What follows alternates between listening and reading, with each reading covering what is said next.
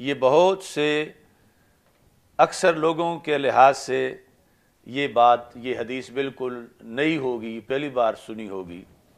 یہ فضیلت بھی ہے اور سیدہ زینب رضی اللہ تعالی عنہا کی ہے، اور بالخصوص عام خواتین کے لحاظ سے نہیں بلکہ رسول پاک صلی اللہ علیہ وسلم اپنی بیٹیوں کے لحاظ سے ان کا تذکرہ فرما کے فرماتے ہیں یہ افضل بناتی اصیبت فیہ، چونکہ ہجرت کے سفر میں ان پر حملہ ہوا تھا جس کے نتیجے میں پھر شہادت ہوئی تھی، اور جب یہ شہید ہوئی تھی تو نبی اکرم صلی اللہ علیہ وسلم نے صحابیات کو حکم دیا، یہ بخاری شریف میں اگلے دن ہی حدیث گزری ہے کہ صحابیات کو حکم فرمایا کہ سیدہ زینب کو غسل دو، اور جب غسل سے فارغ ہو جاؤ تو پھر مجھے بتاؤ۔ تو جب صحابیات فارغ ہوئی تو نبی اکرم صلی اللہ علیہ وسلم نے جو تہبند باندھا ہوا تھا وہ چینج کر کے اور باندھ کے مستعمل کپڑا اپنا تہبند کا فرمایا یہ وہ کپڑا ہے جو میری بیٹی کے جسم سے لگنا چاہیے، یعنی بطور تبرک، حالانکہ جو جگر کا ٹکڑا ہیں وہ تو ویسے ہی برکت ہی برکت ہیں، لیکن پھر بھی رسول پاک صلی اللہ علیہ وسلم نے امت کو برکت اور تبرک کا سبق دیتے ہوئے کہ حصی طور پر امت میں یہ عقیدہ رائج ہو جائے، تو آپ نے فرمایا کہ یہ پہلے لگنا چاہیے کپڑا، اس کے اوپر کوئی دوسرا ہو، تیسرا ہو، یہ میری بیٹی کے بدن کو مس کرنا چاہیے۔ اور وہاں پر بخاری شریف کے شارحین نے یہ لکھا کہ یہ تو پہلے بھی تبدیل کر کے کپڑا دیا جا سکتا تھا، فرماتے کہ یہ کپڑا لو، انہیں غسل دو اور غسل کر کے پھر یہ کفن پہنا دو۔ تو سب نے جواب میں لکھا کہ اصل رسول پاک صلی اللہ علیہ وسلم یہ چاہتے تھے کہ تازہ تازہ میری برکت میری بیٹی کو حاصل ہو، کہ ادھر سے وہ کپڑا میرے بدن سے جدا ہو اور ادھر وہ میری بیٹی کے بدن تک پہنچ جائے۔ اگرچہ رسول پاک صلی اللہ علیہ وسلم کی برکت کا تو یہ عالم ہے کہ آپ کے وصال کے نصف صدی بعد حضرت اسماء بنت ابی بکر رضی اللہ تعالی عنہا کے پاس جو جبہ تھا اس کو بھی دھو کر صحابہ پیتے تھے تو بیماری دور ہو جاتی تھی۔ وہ نحن نغتسلها للمرضى نستشفی بہا۔ تو بہرحال اس حدیث شریف کو سامنے رکھتے ہوئے پھر بھی ہم جس وقت لفظ مخدومہ کائنات بولتے ہیں، سیدہ کائنات بولتے ہیں، تو اس سے مراد سیدہ فاطمہ رضی اللہ تعالی عنہا کی ذات گرامی ہوتا ہے، اور ان کی افضلیت اور آپ کی اسبقیت، اقدمیت، اولیت وہ امت مسلمہ میں ہمارے عقیدے کے مطابق ایک طے شدہ امر ہے۔ اس سلسلہ میں امام ابن حجر عسقلانی نے اس حدیث پر پھر بحث کی کہ جب یہاں رسول پاک صلی اللہ علیہ وسلم نے سیدہ زینب رضی اللہ تعالی عنہا کے بارے میں فرمایا ہی افضل بناتی، تو بناتی میں چاروں میں سے یہ افضل ہیں، تو پھر سیدہ فاطمہ رضی اللہ تعالی عنہا کی افضلیت اور آپ کا جو ایک منفرد مقام و مرتبہ ہے صرف اس امت میں ہی نہیں ساری امتوں کی خواتین کے درمیان، اور پھر جنت کی خواتین کی سرداری، اس کے لحاظ سے اس کا مطلب کیا بنتا ہے؟ تو امام ابن حجر عسقلانی کہتے ہیں فتح الباری شرح بخاری کے اندر آپ فرماتے ہیں کہ ان ذالک کان متقدما ثم وهب اللہ لفاطمہ من الاحوال السنیہ والکمال ما لم یشارکها احد من نساء هذه الامة مطلقا، کہ یہ پہلے کی بات تھی اور یہ بھی بہت بڑی شان ہے۔ جس وقت ان کی شہادت ہوئی سیدہ زینب رضی اللہ تعالی عنہا کے بارے میں جب یہ گفتگو ہو رہی تھی اس وقت ان کا ہی یہ مقام و مرتبہ تھا، ابھی سیدہ فاطمہ رضی اللہ تعالی عنہا کے لیے مزید وہ کمالات عطا نہیں کیے گئے تھے جو بعد میں کیے گئے، اور بعد میں جب رب ذوالجلال نے رسول پاک صلی اللہ علیہ وسلم کے صدقے سرکار کی دعاؤں کے نتیجے میں سیدہ فاطمہ رضی اللہ تعالی عنہا کو مزید شان عطا فرمائیں، تو پھر سیدہ فاطمہ رضی اللہ تعالی عنہا ہی افضل قرار پائیں، ان بیٹیوں میں بھی رسول پاک صلی اللہ علیہ وسلم کی شہزادیوں میں بھی فضیلت پھر سیدہ فاطمہ رضی اللہ تعالی عنہا کی ہی قرار پائی۔ لیکن جس وقت کی یہ بات ہے اس وقت کے لحاظ سے یہ بھی ایک حقیقت ہے اور یہ بھی بہت بڑا اعزاز ہے رسول پاک صلی اللہ علیہ وسلم کی دختران کے لحاظ سے کہ ہر ایک کو ہی بہت سے اعزازات، خصوصیات جو ہیں ان سے نوازا گیا، اور سیدہ فاطمہ رضی اللہ تعالی عنہا کو اللہ نے اور بہت سے اعزازات اور انفرادی شانوں سے مختص کیا کہ جن کے اسباب و علل اور وجوہات بہت سی کتابوں میں ملتے ہیں۔ اس سلسلہ میں نے جن احادیث میں غور کیا تو ایک حدیث شریف یعنی جو صرف اسباب کے لحاظ سے میں بیان کرنا چاہتا ہوں کہ جس سے سیدہ فاطمہ رضی اللہ تعالی عنہا کا جو مقام و مرتبہ ہے اس کو وَلَلْآخِرَةُ خَيْرٌ لَكَ مِنَ الْأُولَى جو آیت کریمہ ہے اس سے ایک حصہ ملا ہے۔ یعنی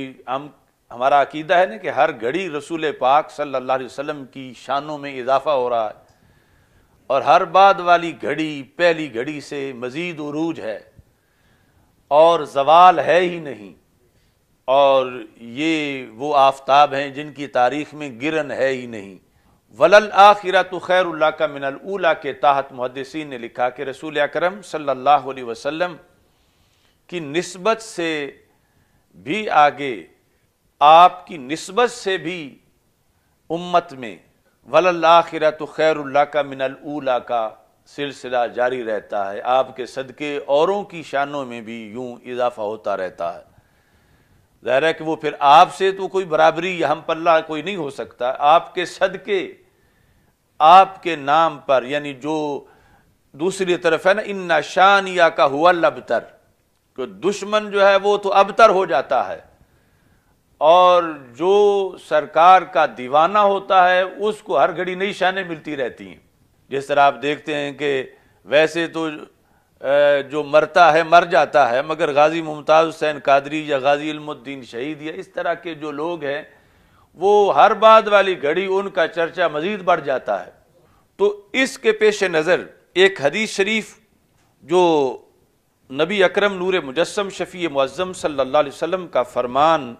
دلائل النبوت میں موجود ہے، جو رسول پاک صلی اللہ علیہ وسلم کی نبوت کی نشانیاں امام بہقی نے اکٹھی کی ہیں، ان میں دلائل النبوت کے اندر اس چیز کو ذکر کیا گیا ہے۔ جلد نمبر 6 میں حضرت عمران بن حسین، یہ حسین صاد کے ساتھ ہے، حضرت عمران بن حسین رضی اللہ تعالی عنہ صحابی رسول صلی اللہ علیہ وسلم ہے، وہ روایت کرتے ہیں کہ کنت مع رسول اللہ صلی اللہ علیہ وسلم اذ اقبلت فاطمہ رضی اللہ تعالی عنہا کہ میں نبی اکرم نور مجسم شفیع معظم صلی اللہ علیہ وسلم کے ساتھ موجود تھا کہ جب سیدہ طیبہ طاہرہ فاطمہ الزہرا رضی اللہ تعالی عنہا تشریف فرما ہوئیں، یعنی آپ تشریف لائیں، تو کہتے ہیں فواقفت بین یدیہ، تشریف لائیں اور نبی اکرم صلی اللہ علیہ وسلم کے سامنے آ کر کھڑی ہو گئیں۔ فناظر الیہا، تو رسول اکرم نور مجسم شفیع معظم صلی اللہ علیہ وسلم نے آپ کی طرف یعنی سیدہ فاطمہ رضی اللہ تعالی عنہا کی طرف نظر رحمت فرمائی۔ وقد ذہب الدم من وجہہا، تو چہرے کی رنگت مبارک یوں تھی کہ جیسے بدن میں خون موجود ہی نہ ہو، یعنی جس طرح خون نہ ہونے کی وجہ سے بالکل زرد رنگ ہوتا ہے تو اس طرح کی رنگت تھی۔ غالبت الصفرۃ علیہا من شدت الجوع، تو آپ کے رنگ مبارک پر زردی غالب تھی، زرد رنگ غالب تھا سیدہ فاطمہ رضی اللہ تعالی عنہا کے چہرے مبارک پر۔ اور سبب اس کا کیا تھا من شدت الجوع، بھوک کی شدت کی وجہ سے، یعنی کافی وقت گزر چکا تھا، کئی دن گزر چکے تھے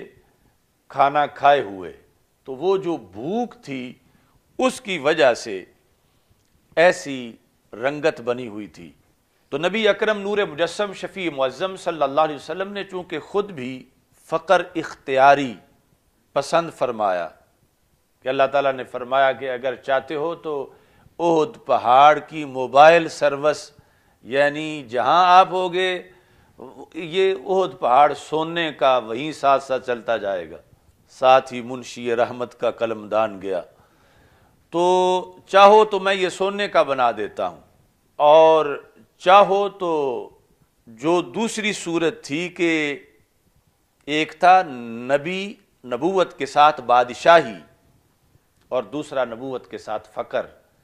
تو رسول پاک صلی اللہ علیہ وسلم نے فرمایا کہ میں سونے کے پہاڑ نہیں چاہتا، میں ایک دن بھوکا رہوں گا، ایک دن کھانا کھاؤں گا، بھوکا رہوں گا تو صبر کروں گا، کھانا کھاؤں گا تو شکر کروں گا، تو یعنی خود فقر کو پسند کیا۔ تو یہاں سیدہ فاطمہ الزہرا رضی اللہ تعالی عنہا جو جنتی خواتین کی سردار ہیں، سیدہ تو نساء اہل الجنہ، اور اتنا بلند مقام و مرتبہ ہے، آپ کی زندگی مبارک بھی مختلف آزمائشوں سے اور مختلف قسم کی ابتلا سے معمور ہے، یعنی کہیں تو کام کی وجہ سے ہاتھوں پر چکی چلانے کی وجہ سے نشانوں کا ذکر ہے، کہیں زندگی کے مختلف سالوں میں بچپن سے لے کر آخری لمحات تک مختلف قسم کے غم، حزن اور آزمائشیں ان کا ذکر ہے۔ تو یعنی یہ ساری چیزیں اس پر دلالت نہیں کرتی جس طرح کچھ آج لوگ مثلا کہتے ہیں اگر رسول پاک صلی اللہ علیہ وسلم کچھ کر سکتے ہوتے تو اپنے نواسوں کے لیے پانی کا اہتمام کرتے، یعنی ان کو یہ پتہ ہی نہیں کہ مکتب عشق کا دستور نرالا دیکھا، اس کو چھٹی نہ ملی جس نے سبق یاد کیا، کہ یہ یعنی شعبہ ایسا ہے کہ جس کے اندر آزمائش مانگی نہیں جاتی، مگر آ جائے تو اس پر صبر سے یہ ثابت کیا جاتا ہے مخلوقات کو پر واضح کرنے کے لیے کہ اللہ کے حکم پر کس طرح سر تسلیم خم کیا جاتا ہے اور کس طرح صبر کا مظاہرہ کیا جاتا ہے۔ تو سیدہ فاطمہ رضی اللہ تعالی عنہا کے لیے سرکار چاہتے تو روزانہ ہی 3 ٹائم جنت سے کھانا آ جاتا، اور یہ جو بھوک کی وجہ سے رنگ زرد تھا یہ نوبت نہ آتی، لیکن محدثین نے دوسرے مقام پہ لکھا کہ سرکار اس حد تک اپنی امت کے غرباء کے ساتھ ہمدردی کرنا چاہتے تھے کہ قیامت تک جب غریبوں پر ایسا وقت آئے گا اور ان کے لیے تو جنت سے اہتمام نہیں ہوگا، تو ادھر ان کے سامنے جب یہ بات پہنچے گی کہ بھوک کی وجہ سے وہ سیدہ کہ جن کو میں نے اپنے جگر کا ٹکڑا قرار دیا ہے انہوں نے بھی بھوک کا سامنا کیا، تو اس سے پھر غریبوں کے لیے بھوک آسان ہو جائے گی، اور غریبوں کے لیے جو ہے ان بھوک کے لمحات میں صبر کی سنت ثابت ہوگی